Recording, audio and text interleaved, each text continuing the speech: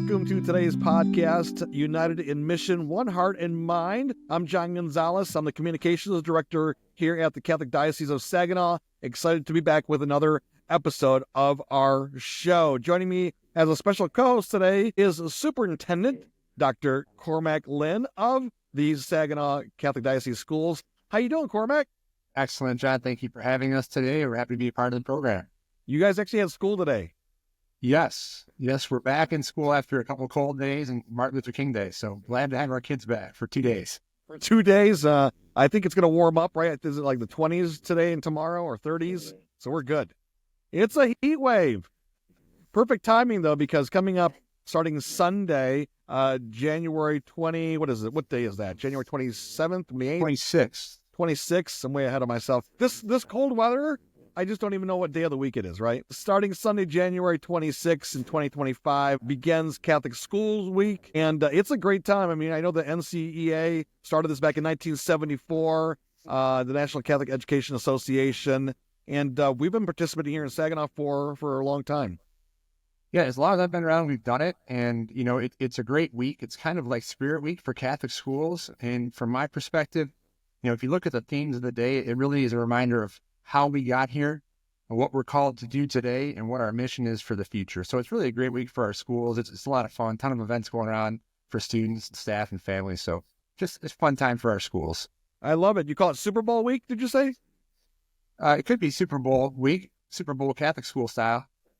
I love it. Now, this is a lot of fun. I know the kids get excited, parents get excited, teachers, administrators excited to celebrate Catholic schools. But, I think this is also a good opportunity to educate some people that might be curious about Catholic schools and what they offer and how they might be different from public schools or other educational opportunities out there. So we'll talk about that as well and some of the activities. We've lined up some great guests. Well, I'm going to say they're great. They look great to me on camera here. But I'll let you, Cormac, introduce our panel today.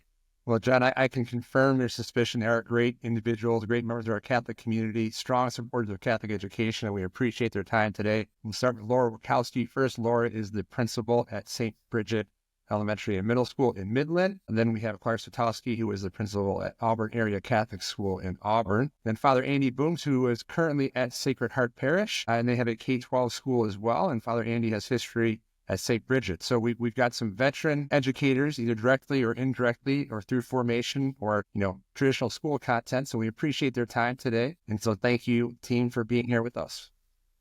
Well, I got my first question goes to Father Andy Booms, because every time I hear your name, I just want to kick down a door. Like Father Andy Booms is here. Like, boom, let's go. You got to spend a little more time in the diocese, John. Get up into Huron County. There was a days, when we had telephone books. My family took up about 3 pages in the Huron County directory. So be careful. Be careful. I'm related to everybody up there. They're first cousins, second cousins, third cousins. I don't even know level of cousins. So German origin, but it's been anglicized a bit. I think it comes from Baum, which is tree. Well, I love it because when I think of Catholic schools, I mean, that's how excited we should be, right? To knock down the door and say, hey, come on in and experience what we have to offer. What do you love about a Catholic education, Father?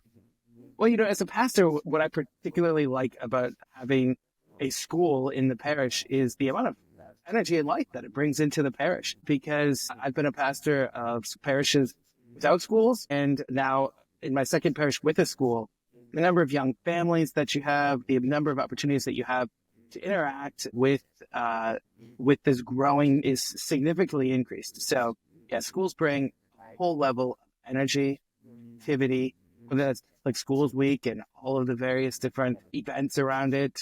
And now that I have a K-12, right, the athletics program, which is nonstop. It's a constant invitation to go deeper and to bring the Lord into the lives of our families. Cormac, you want to follow that up with our other educators on the line, or our educators, different types of educators? Yeah, well, first of all, I know that you don't have to knock our doors down to get in. Our doors are open to all, so we want to make sure everyone knows that. And we want to serve our community, regardless of people's faith background, so that's important. And I appreciate Father Andy's ministry in our schools and in our parishes. Laura, for you, Catholic Schools Week, what's significant? What does that mean for you? So for us, the significance is that it's a chance to really engage the community at large, the families that we have, but also the parish, and for us to put our faith into practice. So we'll start off with the students participating in mass ministries on Sunday. We're putting together blessings bags for the Open Door, which is a local homeless shelter. So the students will get to put their faith in action there. We're inviting grandparents into the school. We'll have a talent show where we get to show our talents to the families and to the parish as well. We'll have a vocations day where we have priests and nuns come into the school. We'll celebrate our patron saint, St. Bridget, and we'll end the week with a family sock hop and a skating party at the local skating rink. So it's a chance to really build that sense of community in a way that integrates our faith. And Laura, I think that sense of community, that is at the core of what we do as Catholic schools.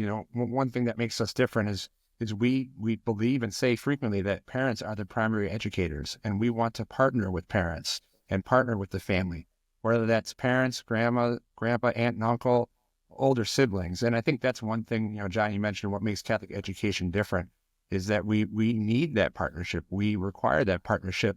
And it's not just us and the family.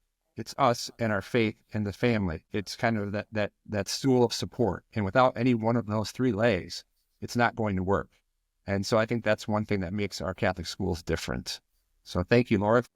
Clark, what about Catholic Education or Catholic Schools Week for you stands out? Well, as a 13-year graduate of Catholic education, it's near and dear to my heart overall. I'm going on 22 years with the 13 years added in. It has been my entire lifetime. The family atmosphere, bringing in people from everywhere, reaching out to those. I can't even tell you how much it means to our local community when we send out cards to people that are in nursing homes or are sick or homebound, because that is part of our mission, is how can we as a school spread Jesus to other people?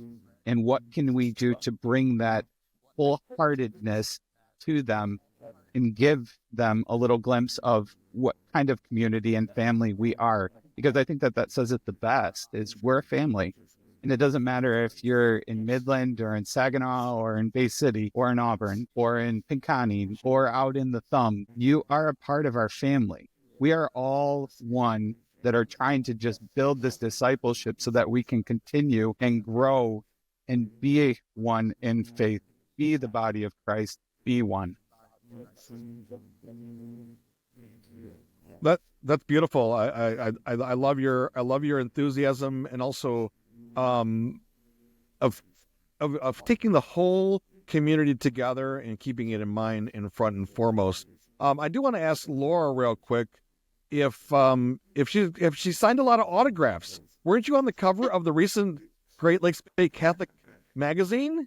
I was, yes. That was a fantastic article. The school has a unique opportunity. We are in year 2 of our partnership with the Institute for Catholic Liberal Arts Education. So we are revitalizing and rethinking and working our faith into every aspect of what we do. And so the beauty of what we're doing is that it's bringing a joy and a wonder to learning that is really kind of beautiful to see. And it's something that you can actually feel when you come into the classroom. The students are excited about learning. They're learning things in very deep concepts, very deeply, but with less homework, less stress, greater understanding, and just greater excitement about learning.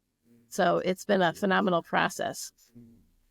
Cormac, as superintendent, I think that a lot of people that aren't too familiar with Catholic education might think sometimes that we don't have the resources to educate students, right? But listening to Clark, listening to Laura, Father Andy Booms as well, obviously there are resources available, right? We can educate the child just fine, and we're also enhancing that education.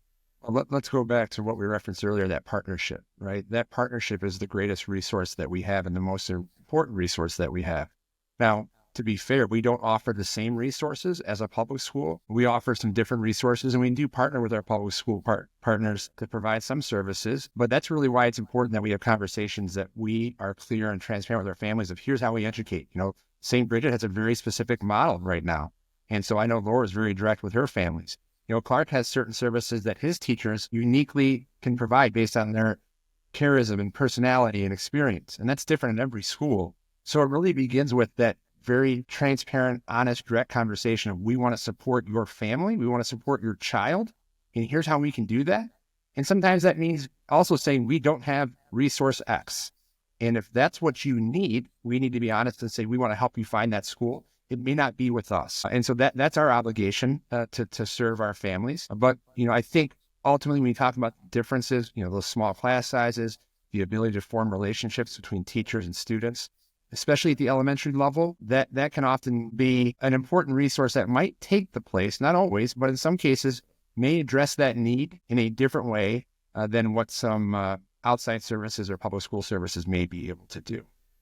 Now, Father, when I spent some time at West Catholic High School in Grand Rapids, got to know the chaplain there, co-chaplain really well, and saw the interaction between the chaplain and the student body, as well as the interaction with the chaplain and support staff, teachers, administrators, anyone just involved with the school. And it's a special relationship because the kids are going to school and they're forming their faith as well.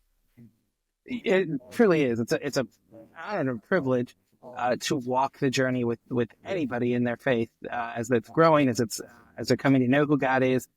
But it's there's just a lot of fun that can be had when you're working with adolescents, right? They are very curious. They can put on a heavy layer of suspicion and of disengagement, but they're paying close attention. And so it's a privileged relationship to be the pastor and to have that opportunity to pray with them, to be around sometimes when they just have those odd questions. The other day I was having a pretty deep theological conversation with the fourth grade at lunch. They were asking some really poignant questions about, who is God? How is he a part of our lives? And we're answering with some pretty advanced understanding that I was, very impressed. And then other times I get to have lunch or interactions with the teenagers and with the teams right before they have their games or during this to help them to apply their spirit towards, excelling in athletics, well, excel in all things, right? Through the grace that God has given you. And it's been a great journey coming to know the students and the faculty here at Sacred Heart, and very impressed by the spirit and by their hunger to know God. One last aside or story, here at Sacred Heart, became pastor July 1st. So it's very new yet, still, 6 months old. But one of the things that has quickly become apparent is the number of our students who are bringing their families back to church.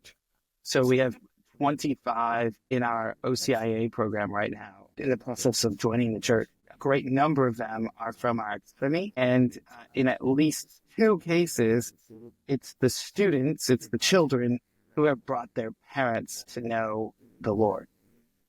That's incredible. And I know, Dr. Cormac Lynn, you want to follow up some of those questions with Clark and Laura, but I just want to remind everyone that you are listening to United in Mission, the One Heart and Mind podcast. I'm John Gonzalez. It's the Catholic Diocese of Saginaw, Michigan. And Cormac, following up on what Father Andy Bones was saying about the students, I'm sure that, a couple things.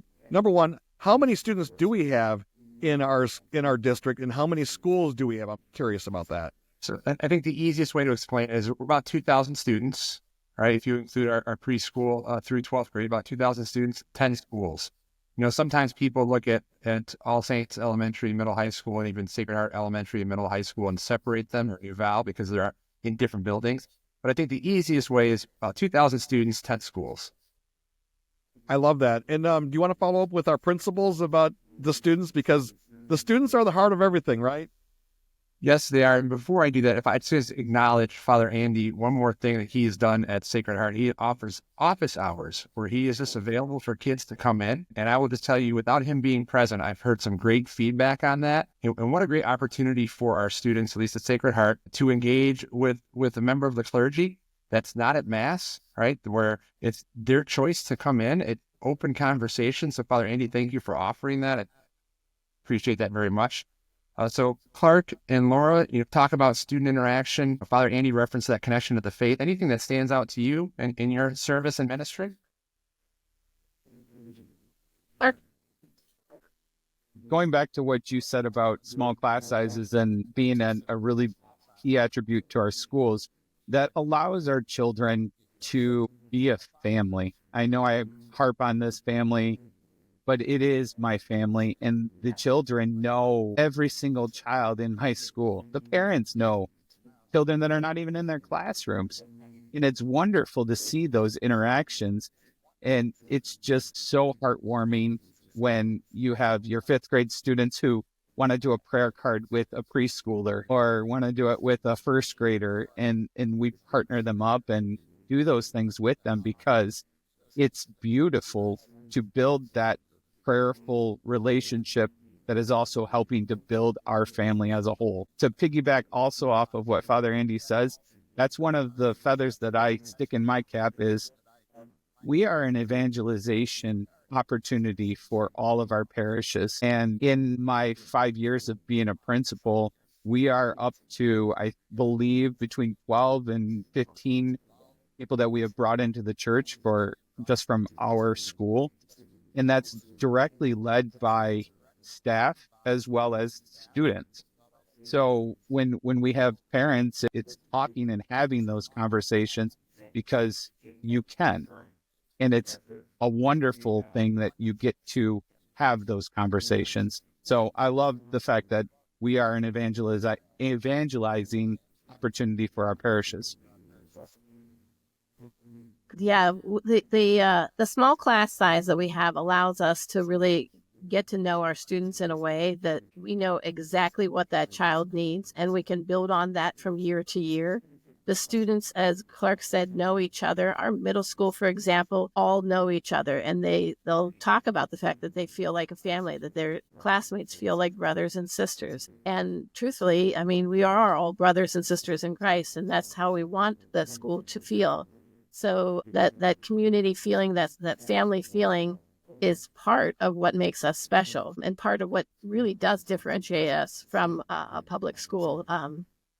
And, you know, having taught in the public schools, it's night and day different when the principal can identify each and every student and know something about those children and can greet them on the way in the door every morning. So that's fantastic. The small classes also allow us to do some pretty incredible things. For example, we have level 1, level 2, level 3 atrium in our school. And so the students are getting, that's a Montessori style approach to teaching our faith to our children. And it's such a deep and rich way of learning about their faith. But that couldn't happen if we had giant class sizes. It's perfect because of the fact that we have the small class sizes. And really it just allows us to meet our students at their level for every subject area. Wow, I think anyone listening right now that says, well, you know what, I don't feel like being a number, right? When you're at school, sometimes you feel like you're invisible, and at a large school, you feel like you're invisible. And when you find an environment where you can truly blossom, right, and you can feel like you're important, you know, that's where I see students really flourish. Andy, right? I mean, God knows us all intimately. He knows us, each one of us, right? And when we're brought out to feel important, to feel part of the process, to feel loved, to feel heard, that's when things really happen, right? I mean, you know, the God who is transcendent, the creator of everything, is absolutely positively personal, right? And that's part of the mystery of the incarnation.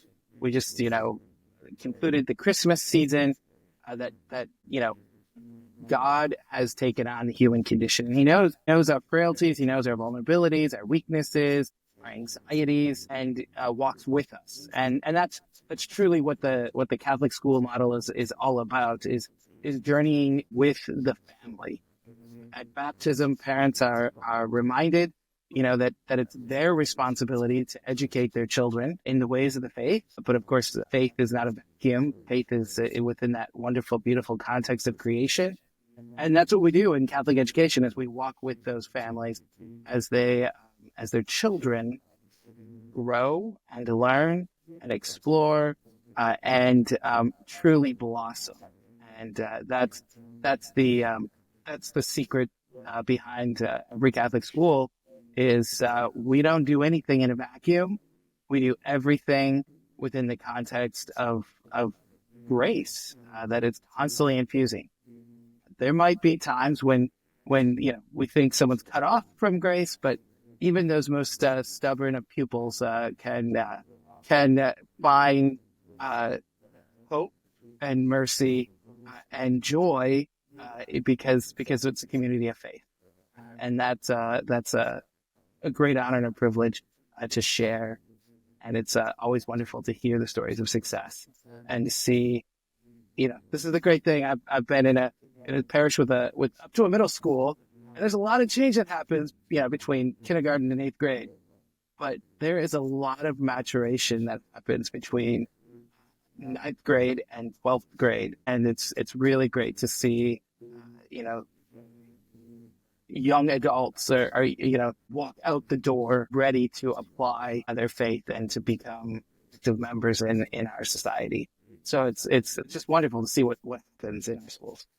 Father Andy, you mentioned those challenging pupils, and one of my favorite students of all time is a student that had to leave our school for a while and came back and graduated, right? And because he had that journey, because he saw that growth, and he became more open to our message, right? He is one of my all-time favorite students, and it's a kid that at a point we said, it's probably best for you and for us if you do something different. And for me as an administrator, the door is always open, right? It's never a hard no. It's always, let's work together and find that path for you. So I can definitely identify with that. And even kids who have not graduated, who have left, that come back years later and say, yeah, I needed to grow up. I needed that, sometimes a wake up call.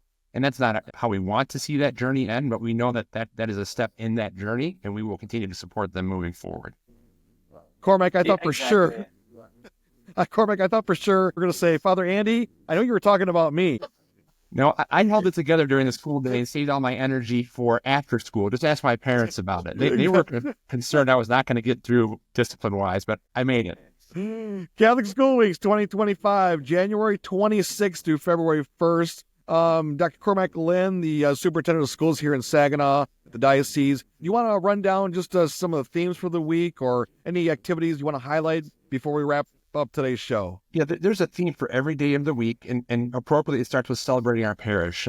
Because without our parishes and parish support, our schools could not function. So, on Sunday, there's going to be a lot of masses where our students are at the center of mass ministries, which is great and brings our community together. Monday is celebrating the community. Tuesday is celebrating our students. Wednesday, we celebrate the nation. Thursday is celebrating vocations. Friday is celebrating our staff, faculty, and volunteers.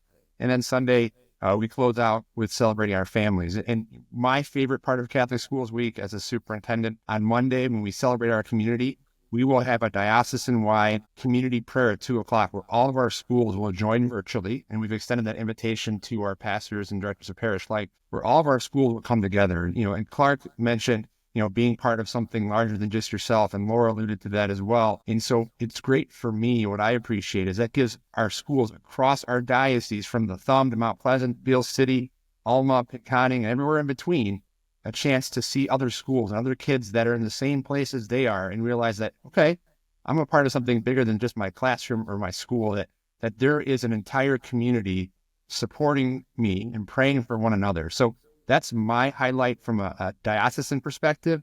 And then obviously, Bishop Bruce will be visiting a number of schools and celebrating Mass. And it's always a privilege for our staff and our students to be with Bishop Bruce. And I know that he takes great joy and motivation in having that opportunity to be with our Catholic school students.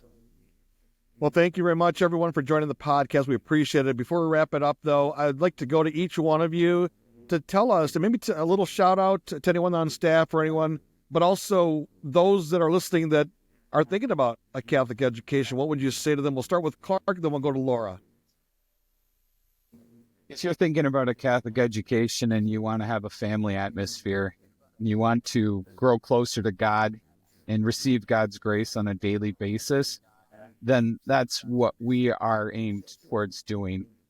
We can do that through sacraments. We can do that through just interactions within our school. But more importantly, we are all God's messengers, and taking that to the students and then watching them grow in their faith is still one of the best feelings that you can ever have as even as an administrator, but also as just a parent.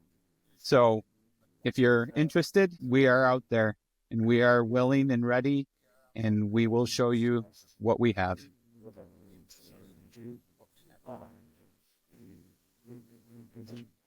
Yeah, and I would start with a shout out to my amazing staff. I have an amazing group of teachers, award-winning teachers who have dedicated their lives to the mission, which is to bring all of our students into relationship with Christ. And you can feel it in the classrooms by what they say, but also by the way that they just reach out and care for their students. And that is what makes Catholic schools amazing.